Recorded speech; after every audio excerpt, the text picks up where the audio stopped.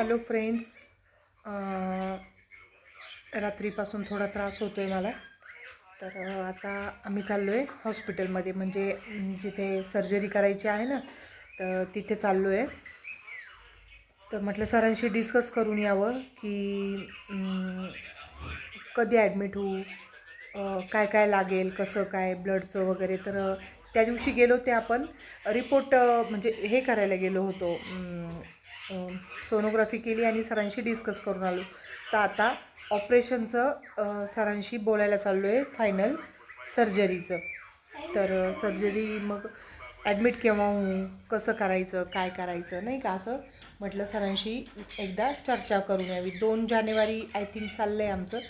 तर म्हटलं बघू त्यातनं, पण मग सरांशी जरा बोलून येऊ की केव्हा कसं करायचं आणि केव्हा ॲडमिट व्हायला येऊ आणि काय काय आमची तयारी, म्हटलं आम्हाला काय काय तयारी करायला लागेल.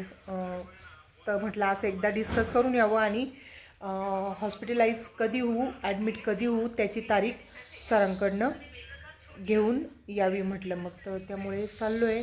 तसे सकाळपासनं त्रास भरपूर होतो आहे. तर मग चलो, मग डॉक्टरांशी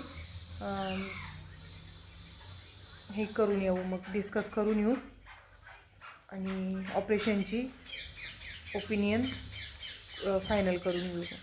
चलो, बाय.